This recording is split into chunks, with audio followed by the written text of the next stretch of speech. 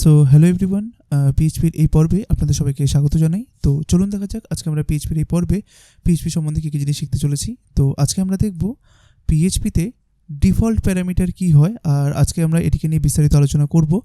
গত পর্বে আমরা ফাংশনের বিভিন্ন টপিকগুলো শিখেছিলাম, যেরকম ফাংশন কী হয়, প্যারামিটার কী হয়, আর্গুমেন্ট কী হয়, স্ট্রিক টাইপ কী হয়। তো সেরকমভাবেই আজকে আমরা আলোচনা করব ডিফল্ট প্যারামিটার নিয়ে। এটিও খুবই ইম্পর্টেন্ট একটি টপিক, আশা করি এটি শিখে আপনাদের খুবই ভালো লাগবে। তো দেখুন, সবার প্রথমে আমরা জ্যাম সার্ভারটাকে ওপেন করে নিয়েছি, আর এই সফটওয়্যার থেকে দেখুন আমরা অ্যাপাচে আর মাইএসকিউএলটাকে স্টার্ট করে নিয়েছি, তারপরে এটাকে আমরা মিনিমাইজ করে দিলাম। তো চলুন এবার আমরা আমাদের ফোল্ডার স্ট্রাকচারটাকে তৈরি করে নিই। তো তার জন্য চলে যাব হচ্ছে আমরা ই ড্রাইভের মধ্যে, তারপরে হচ্ছে জ্যাম্প, তারপরে হচ্ছে htdocs, আর তারপরে হচ্ছে পিএইচপি ক্লাসেস, আর এখানে ক্লাস 40 রয়েছে। তো আমরা একটা কাজ করি, এটাকেই আমরা কপি করে পেস্ট করে নিই। তো এটাকে আমরা সিলেক্ট করলাম, তারপরে Ctrl+C করে Ctrl+V প্রেস করলাম, তারপরে F2 প্রেস করলাম কিবোর্ড থেকে, আর এখান থেকে সব কিছুকে রিমুভ করে দিয়ে আমরা এটাকে 41 করে দিলাম। ঠিক আছে, এন্টার প্রেস করলাম। দেখুন এখন এটা 41 হয়ে গেল। আর চলুন সবার প্রথমে আমরা এবার VS কোডটা ওপেন করে নিই, আর VS কোডটা ওপেন করে এই 41 বলে ফোল্ডারটাকে আমরা VS কোডে নিয়ে নিই। তো VS কোড ওপেন হয়ে যাওয়ার পরে আপনারা এখান থেকে ওপেন ফোল্ডারে ক্লিক করুন। করার পরে তো চলুন আমরা এখান থেকে আমাদের যে 41 ক্লাসটা রয়েছে সেটাকে চুজ করে নিই। তো দেখুন আমরা অলরেডি 40 বলে ক্লাসটা রয়েছি। তো আপনারা কি করবেন, এখান থেকে এই ই ড্রাইভে চলে যাবেন, তারপরে জ্যাম, তারপরে htdocs, তারপরে হচ্ছে পিএইচপি ক্লাসেস, অ্যান্ড দেন নিচে এসে এই 41টাকে একবার ক্লিক করে অ্যাডে ক্লিক করে দিন। ঠিক আছে, তো দেখুন এখান থেকে জাস্ট আপনাদের পারমিশন চাইছে, এখান থেকে ইয়েসে ক্লিক করে দিন। দেখুন এখন 41 বলে যে ফোল্ডারটা রয়েছে সেটা কিন্তু আমাদের ভিএস করে চলে এসেছে। তো এবার এখানটাতে কি করবেন, এই 41 বলে ফোল্ডারটার ভিতরে যে index.php আছে এটাকে ডাবল ক্লিক করুন। করার পরে দেখুন আপনার কাছে এই পুরো টেক্সটটা চলে আসবে। তো এটা হচ্ছে আমাদের গত পর্বের অ্যাকচুয়ালি যেটা আমরা করেছিলাম ক্লাস 40তে স্ট্রিক টাইপ নিয়ে, তো সেটারই কোড আপনারা এখানে দেখতে পাচ্ছেন। তো আমরা কি করবো, এখান থেকে সব কিছুকে আমরা রিমুভ করে দিলাম। তো দেখুন আজকে আমরা ডিফল্ট প্যারামিটার নিয়ে আলোচনা করব। দেখুন, যখন আমরা কোনো ফাংশনকে তৈরি করি তখন কিন্তু যদি আমরা মনে করি যে আমরা এমন একটা ফাংশন তৈরি করব যেই ফাংশনটা কিনা দুখানা আর্গুমেন্ট নেবে, তাহলে কিন্তু আমাদেরকে দুখানা প্যারামিটার তৈরি করতে হয়, তাই না? ফাংশনটা তৈরি করার সময় যেরকম মনে করুন আমি যদি ফাংশন ফুল নেম বলে কোনো একটা ফাংশন তৈরি করি, মনে করুন ফুল নেম, ঠিক আছে? তাহলে আমাকে এখানে কি করতে হয়, ধরুন আমি চাইছি যে ফার্স্ট নেম নেবে আর লাস্ট নেম নেবে আর্গুমেন্ট হিসাবে, তাহলে আমাকে কি করতে হয়, এখানটাতে $ফার্স্ট আন্ডারস্কোর নেম বলে একটা ধরুন আমাকে একটা প্যারামিটার নিতে হয়, আর $লাস্ট আন্ডারস্কোর নেম বলে একটা প্যারামিটার নিতে হয়। তারপরে মনে করুন আমি এখানটাতে ইকো করতে চাইছি কাকে, ফার্স্ট নেমকে আর লাস্ট নেমকে। মনে করুন ফার্স্ট নেম, আর মনে করুন এখানটাতে আমি একটা কাজ করলাম, ডাবল কোটেশনের মধ্যে পুরোটাকে রাখলাম। মনে করুন ডাবল কোটেশনের মধ্যে আমি এরকম করলাম যে, বা মনে করুন ডাবল কোটেশন দিলাম না, আমি ধরুন এরকম চাইছি যে ফার্স্ট নেম, তারপরে কনক্যাটিনেশন করব। তো কনক্যাটিনেশন করার জন্য মনে করুন ফার্স্ট নেম হবে, তারপরে আমি কনক্যাট করব হচ্ছে একটা স্পেসকে, তাই স্পেস হচ্ছে একটা স্ট্রিং, তাই আমি এখানে সিঙ্গেল কোটেশন বা ডবল কোটেশনের মধ্যে একটা স্পেস দিয়ে দিলাম। এবার তারপরে আবার আমাকে স্পেস দিয়ে আরেকটা ডট দিতে হবে, যেহেতু আমরা কনক্যাটিনেশন অপারেটর সম্পর্কে আগেই শিখেছি, তাই আপনারা কাইন্ডলি সেই পর্বটি দেখে নেবেন যেখানে কনক্যাটিনেশন নিয়ে বিস্তারিত আলোচনা করা রয়েছে। তো তারপরে আমাদের এখানে কী যাবে বলুন তো, এই লাস্ট নেমটা দিতে হবে, তাই না? বেশ, আমরা লাস্ট নেম দিয়ে দিলাম, তাহলেই তো হয়ে গেল। এবার যখনই আপনি কোনো একটা জায়গা থেকে ফুল নেমকে কল করবেন, মনে করুন ফুল আন্ডারস্কোর নেম, এটাকে আমরা কল করলাম ফাংশনটাকে, আর মনে করুন আপনি এখানে প্যারামিটার হিসাবে কোনো একটা কিছু দিয়ে দিলেন, যেরকম আমি এখানে লিখলাম যে হ্যালো, আর কমা দিয়ে পরেরটাতে মনে করুন লিখলাম যে ওয়ার্ল্ড। ঠিক আছে, তাহলে এই অবস্থায় যখনই আপনি এবার এটিকে যখন রান করবেন তখন আপনি কি দেখতে পারবেন, হ্যালো ওয়ার্ল্ড, তাই না? তো চলুন আমরা এই ফাইলটিকে একটুখানি রান করে নিই। তো দেখুন রান করার জন্য আমরা ফায়ারফক্স ব্রাউজারটিকে ওপেন করে নিয়েছি, আর সেখানটাতে দেখুন আমরা অ্যাড্রেস বারের মধ্যে localhost/php classes/class 41 দিয়ে দিয়েছি। তো এই অবস্থায় জাস্ট এটিকে একটা এন্টার প্রেস করুন। দেখুন এখানটাতে হ্যালো ওয়ার্ল্ড কিন্তু আমরা দেখতে পাচ্ছি। এই হ্যালো আর ওয়ার্ল্ডটা আসছে কিভাবে, এই ফাংশনের মাধ্যমে, তাই না? এটা আমরা আগেই শিখেছি। তো এবার দেখুন আমরা এই ফার্স্ট নেম আর লাস্ট নেমের মাঝখানে একটা স্পেস দিয়েছি, তাই না? তো আমরা যদি চাই এই যে স্পেসটা, এটা তো আমরা এখন হার্ড কোডেড দিয়েছি, তাই না? মানে আমরা এখানে নিজে থেকে দিয়েছি। তো আমি যদি চাই এই স্পেসটা বা এই ডেলিমিটারটা ইউজার নিচে এই ফাংশনের মধ্যে দিক, বা আমি যদি এরকম একটা ফাংশনালিটি করতে চাই যে ফার্স্ট নেম দিল, লাস্ট নেম দিল, আর এই ফার্স্ট নেম আর লাস্ট নেমের মাঝখানে অ্যাজ এ সেপারেটার কী থাকবে সেটাও যেন ইউজার বা আপনি এখান থেকে যেন দিতে পারেন, সেরকম আমি করতে চাইছি। তাহলে আমি কি করব, তাহলে আমি এখানটাতে আরেকটা প্যারামিটার কল করব বা আরেকটা প্যারামিটার অ্যাড করব, যে এইখানটায় মনে করুন এখানটাতে লিখলাম সেপারেটর বলে। তো সেপারেটর বলে দেখুন আমরা এখানটাতে আরেকটা প্যারামিটারকে অ্যাড করেছি। তাহলে সেপারেটর যে প্যারামিটারটা অ্যাড করেছি এটার কি কাজ, এই যে আমরা স্পেসটাকে কিছুক্ষণ আগে আমরা নিচে হাতে এটা লিখলাম, এটা না করে আমরা এখন কি করতে পারি, এই সেপারেটরটাকে আমরা এখানটাতে দিয়ে দিলাম। ঠিক আছে, এইবার দেখুন তাহলে এই ফাংশনটা এখন কটা প্যারামিটার নিয়ে রয়েছে, তিনটে। একটা হচ্ছে first name, last name, separator. তার মানে আমি যখনই এই ফাংশনটাকে কল করব আমাকে কিন্তু এই তিনটে প্যারামিটারই দিতে হবে। তাহলে দেখুন তো এখানে যখন আমরা ফাংশনটাকে কল করলাম তখন কটা আর্গুমেন্ট দিচ্ছি, একটা আর্গুমেন্ট, দুটো আর্গুমেন্ট। এবার যথাক্রমে এই আর্গুমেন্টটা চলে যাবে এই প্যারামিটারে, এই আর্গুমেন্টটা চলে যাবে এই প্যারামিটারে। তাহলে এবার এই সেপারেটরের জন্যও তো আমাকে একটা আর্গুমেন্ট দিতে হবে, তাই না? তো চলুন আপনি এখন এটাকে কি হিসাবে সেপারেট করতে চান, মনে করুন আমি একটা স্ট্রিং তৈরি করলাম সিঙ্গেল কোটেশনের মধ্যে স্পেস দিয়ে। ঠিক আছে, তাহলে দেখুন কিছুক্ষণ আগে আপনি যে আউটপুটটা এখানে দেখতে পাচ্ছিলেন, আমি যদি এখন এখানে একটা রিফ্রেশ প্রেস করি আপনি কিন্তু সেম আউটপুটটাই দেখতে পারবেন। দেখুন রিফ্রেশে প্রেস করলাম, দেখুন আপনি সেম আউটপুটটা দেখতে পাচ্ছেন। এটা কিভাবে হলো, যখনই আমি ফাংশনটাকে কল করলাম পিএইচপি কী করলো, এই ফাংশনের ডেফিনেশনে চলে গেল। যাওয়ার পরে দেখতে পারলো হ্যাঁ এখানে ফুল নেম বলে একটা ফাংশনকে তৈরি করা রয়েছে। তখন পিএইচপি কী করলো, এই যে ফাংশনটা কল করার সময় যতগুলো আর্গুমেন্ট দিয়েছিলাম সেই আর্গুমেন্টগুলোকে যথাক্রমে তার করসপন্ডিং প্যারামিটারগুলোতে দিতে থাকলো। যেরকম হ্যালোটাকে দিয়ে দিল ফার্স্ট নেমে, ওয়ালটাকে দিয়ে দিল লাস্ট নেমে, আর এই স্পেসটাকে দিয়ে দিল সেপারেটরের মধ্যে। তারপরে চলে গেল বডির মধ্যে। বডিতে গিয়ে দেখলো যেখানে একটা ইকো স্টেটমেন্ট রয়েছে, মানে ওকে প্রিন্ট করাতে হবে। কাকে প্রিন্ট করাতে হবে, এই যে ফার্স্ট নেমটা রয়েছে তাকে, তারপরে হচ্ছে সেপারেটর আসবে, তারপরে হচ্ছে লাস্ট নেম আসবে। তাই ফার্স্ট নেমের মধ্যে কী দিয়েছিলাম, হ্যালো, তারপরে সেপারেটর আছে, সেপারেটরে কী দিয়েছিলাম, স্পেস, তার মানে এখানে একটা স্পেস পড়ে যাবে। তারপরে কী দিয়েছিলাম লাস্ট নেমের মধ্যে, ওয়ার্ল্ড। তাই দেখুন এখানটাতে হ্যালো স্পেস ওয়ার্ল্ড, সেটাই আপনি এখানটাতে দেখতে পাচ্ছেন, তাই না? ঠিক এইরকমভাবেই কাজ করে। তো মনে করুন আপনি চাইছেন যে সেপারেটরটা হোক কমা দিয়ে বা কমা স্পেস দিয়ে, বা মনে করুন শুধুমাত্র এখানটাতে কমা দিয়ে দিলাম, তাহলে এখন সেপারেটরটা কীরকম হবে বলুন তো? আমি যদি এখানে যে রিফ্রেশে প্রেস করি দেখুন এখন কমা হয়ে গেছে। আবার মনে করুন আপনি চাইছেন সেপারেটরটা একটুখানি এরকম দেখা, যে স্পেস দিলাম, তিনটে পাইপলাইন দিলাম, তারপর আবার স্পেস, তাহলে হ্যালো আর ওয়ার্ল্ডের মাঝখানে দেখবেন সেপারেটর হিসাবে এরকম একটা মার্ক চলে আসবে। আমি যদি এখানে যাই রিফ্রেশে প্রেস করি দেখুন এখন কিন্তু ওরকম একটা মার্ক চলে এসেছে, তাই না? তো এটা তো নয় আমরা জানতাম। তো এইবার মাঝে মাঝে দেখুন এইখানটাতে আপনি সেপারেটরটা দিচ্ছেন বলেই তো সেপারেটরটা এখানে যাচ্ছে তারপরে এখানে যাচ্ছে, তাই না? এবার মনে করুন আপনি চাইছেন যে কেউ যদি এই সেপারেটর বলে আর্গুমেন্টটা না দেয় তাহলে বাই ডিফল্ট আপনি এই সেপারেটর হিসাবে কোনো একটা সেপারেটরকে রাখতে চাইছেন। তাহলে সেটা কি করে করবেন, মনে করুন যেই এই ফাংশনটা কল করুক না কেন আপনি চাইছেন তাকে ফার্স্ট নেম আর লাস্ট নেম ম্যান্ডেটারি দিতেই হবে। এবার সে চাইলে এই সেপারেটরটা দিতেও পারে নাও পারে, আপনি এরকম কিছু একটা করতে চাইছেন। তো এরকম কিছু একটা করতে গেলেই আমাদেরকে হেল্প করবে ডিফল্ট আর্গুমেন্ট বা ডিফল্ট প্যারামিটার। ঠিক আছে, তো দেখুন আমরা এখানটাতে প্যারামিটার ডিক্লেয়ার করেছি না।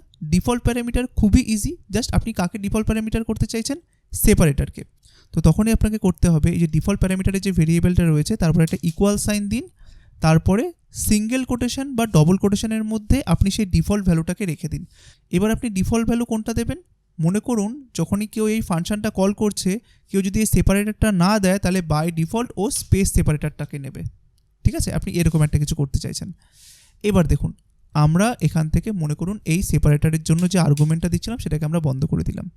ঠিক আছে, এবার দেখুন এটা কিভাবে কাজ করবে। আমরা এখানটাতে একটা ডিফল্ট আর্গুমেন্ট বা ডিফল্ট প্যারামিটার কিন্তু তৈরি করলাম। কি করে তৈরি করলাম, জাস্ট প্যারামিটারটার পরে একটা ইকুয়াল দিয়ে বাই ডিফল্ট ও কোন ভ্যালুটা নেবে সেটাকে এখানটাতে রেখে দিলাম।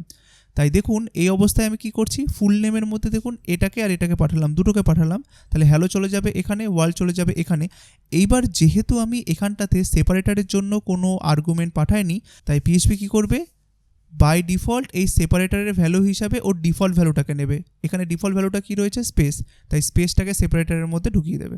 তারপরে ও এখানটাতে ইকো করাবে ফার্স্ট নেম, তারপরে সেপারেটরের মধ্যে এখন কী রয়েছে বলুন তো, স্পেস, স্পেসটাকে দেখালো, তারপরে লাস্ট নেম। তাই আপনি কিন্তু এখানটাতে সেই হ্যালো ওয়ার্ল্ডই দেখতে পাবেন। দেখেছেন, এখন কিন্তু আর তিনটে পাইপলাইন দেখাচ্ছে না, এখন কি দেখাচ্ছে, স্পেস দেখাচ্ছে। এই স্পেসটা পেলো কোথায়, আমি তো এই স্পেসটা দিইনি, ও স্পেসটা পেয়েছে এই ডিফল্ট প্যারামিটারের এখান থেকে। ঠিক আছে, এইবার যদি আপনি এখানটাতে এই 3 নম্বর প্যারামিটারটা যদি দিয়ে দেন ইকুয়াল, মনে করুন আমি এটা দিয়ে সেপারেট করতে চাইছি, তার আগে আর পরে মনে করুন একটা স্পেস থাকবে।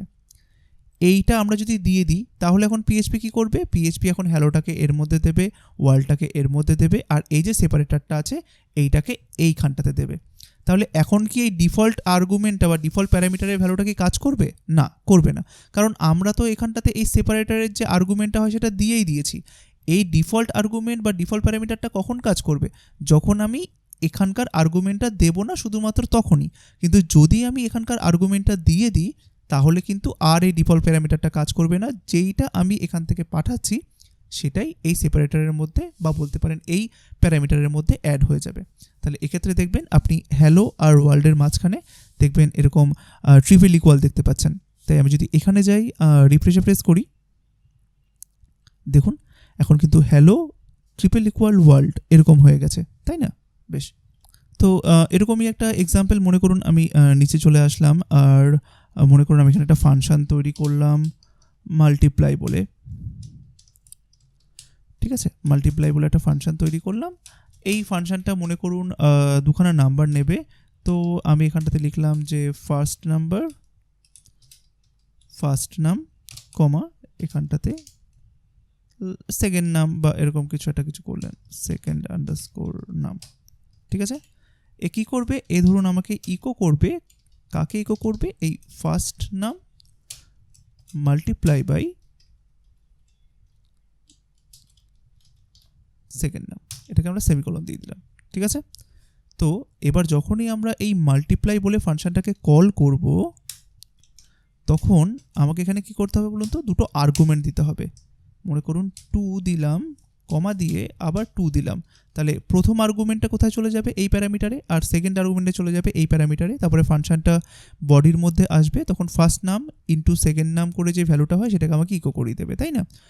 আর আমরা একটা কাজ করি, এখানটাতে আমরা একটুখানি ব্রেক দিয়ে দিই যাতে আমাদের দেখতে সুবিধা হয়। ইকো ডাবল কোটেশনের মধ্যে মনে করুন আমি এখানে একটা বিআর দিয়ে দিলাম, তাহলে দেখবেন নিচে নিচে চলে আসবে। তো এই অবস্থা আমরা এটাকে রিফ্রেশে প্রেস করলাম, দেখুন হ্যালো এটা তো প্রথমেই আমাদের আসার কথা, তারপরে দেখুন এখানে 4 দেখাচ্ছে, তাই না? বেশ, এইবার যদি আমি এই মাল্টিপ্লাই করার সময় এই 2টাকে না দিই তাহলে কি আমি কি একটা ভ্যালিড রেজাল্ট পাবো? না, পাবো না। রিফ্রেশে প্রেস করলাম, দেখুন একটা ফ্যাটাল এরর দিয়ে দিয়েছে। কি দিয়েছে? Uncaught argument count error, too few arguments to function multiply, ঠিক আছে? তো দেখুন 1 পাস্ট এরকম লিখেছে।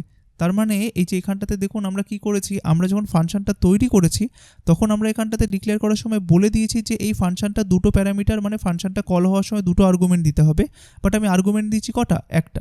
তাই কিন্তু ও ফ্যাটাল এরর দিয়েছে, আর এটা কিন্তু এক্সিকিউটই করতে দেয়নি, ঠিক আছে?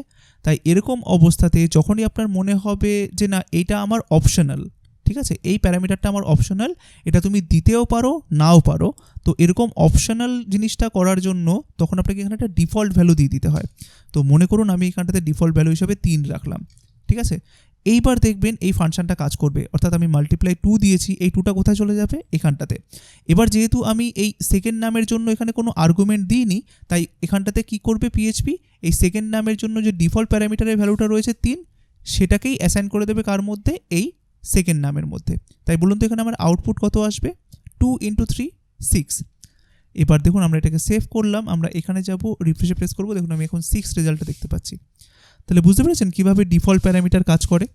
আপনারা যখন পিএইচপিতে প্রজেক্ট করবেন তখন দেখবেন বিভিন্ন প্রয়োজনে আপনাকে এরকম ডিফল্ট প্যারামিটার ইউজ করতে হচ্ছে, আর এটি খুবই একটি হ্যান্ডি একটি জিনিস। দেখবেন আপনি যখন কাজ করবেন বা আপনি যখন কোনো একটা ফাংশন তৈরি করবেন এটি আপনাকে অনেক সাহায্য করবে। তো আশা করি আপনারা বুঝতে পেরেছেন যে পিএইচপিতে ডিফল্ট প্যারামিটার কীভাবে কাজ করে। তো মনে করুন সিম্পল করার জন্য আমি নিচের এই যে কোডগুলো রয়েছে সেগুলোকে আমি আপাতত রিমুভ করে দিচ্ছি। আমাদের যে ফার্স্ট এক্সাম্পলটা ছিল সেটি আপাতত এখানে থাকুক। তো দেখুন আমাদের এটা এখানটাতে এরকমভাবে ছিল, তাই না?